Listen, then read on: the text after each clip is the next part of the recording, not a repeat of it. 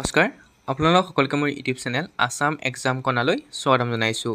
আজি গুৱাহাটী ইউনিভাৰ্চিটি যি ছমাহ পৰ্টেলৰ কলেজ সিলেকশ্যন আছে বা গুৱাহাটী ইউনিভাৰ্চিটি সিলেকশ্যন আছে সেই প্ৰচেছটো দেখুৱাম। ইতিমধ্যে মই লং ভিডিঅ' যোগেদি আপোনালোকৰ কলেজ সিলেকশ্যন কেনেকৈ কৰিব সকলো প্ৰচেছ দেখুওৱা আছে, আপোনালোকে চাই ল'ব পাৰিব। মই ইয়াত আপোনালোকক অকল গুৱাহাটী ইউনিভাৰ্চিটিৰ কাৰণে দেখুৱাম বা গুৱাহাটী ইউনিভাৰ্চিটি আণ্ডাৰত থকা কলেজবোৰৰ কাৰণে দেখুৱাম।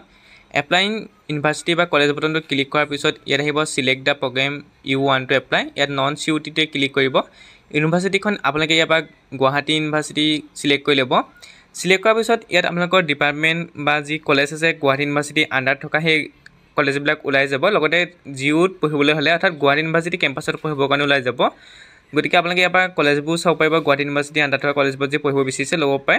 লগতে যিসকল ছাত্ৰ ছাত্ৰীয়ে গুৱাহাটী ইউনিভাৰ্চিটি কেম্পাছত পঢ়িম বুলি ভাবিছে, মাষ্টাৰ ডিগ্ৰী আৰু গ্ৰেজুৱেশ্যন একেলগে কমপ্লিট কৰিম বুলি ভাবিছে, তেওঁলোকে GUFYIMP যিটো আছে সেইটো আপোনালোকে চাৰ্চ কৰি ল'ব, সেইটো আপুনি চিলেক্ট কৰিব লাগিব। ইয়াত ইণ্ডিকেট প্ৰগ্ৰেম চিলেক্ট কৰিব। তাৰপৰা স্কিম টাইপটো আপোনালোকে ল'ব ইয়াত NEP ষ্ট্ৰীম। তাৰপৰা আহিলে প্ৰগ্ৰেমটোত আপোনালোকে ইয়াৰ পৰা আৰ্টছ লয় নে কমাৰ্চ লয় নে ছায়েন্স লয় নে যি লৈ ল'ব, ইয়াত আপোনালোকে চাই ল'ব। তাৰপৰা আহিলে ইয়াত লিংকটো কৰি পেলাই প্ৰচিড বটনত ক্লিক কৰিব। প্ৰচিড বটনত ক্লিক কৰাৰ পিছত প্ৰগ্ৰেম চিলেকশ্যন আহিব। ইয়াত আপোনালোকে এখন মেজৰ এখন মাইনৰ ল'ব লাগিব। প্ৰথমখন যিখন চিলেক্ট কৰিব সেইখন মেজৰ হ'ব আৰু 2 নম্বৰখন আপোনালোকৰ মাইনৰ হ'ব। গতিকে আপোনালোকে মেজৰখন আপোনালোকে 4th ছাবজেক্ট দিব নোৱাৰে আৰু মাইনৰখনতো 4th ছাবজেক্ট দিব নোৱাৰে। যিহেতু 4th ছাবজেক্টৰ মাৰ্কটো আপোনালোকৰ এড কৰা নহয়, সেইকাৰণে আপোনালোকৰ 4th ছাবজেক্টত কোনো মেজৰ বা মাইনৰ ল'ব নোৱাৰিব। গতিকে আপোনালোকে বাকী 5খনৰ ভিতৰত আপোনালোকে ল'ব পাৰিব।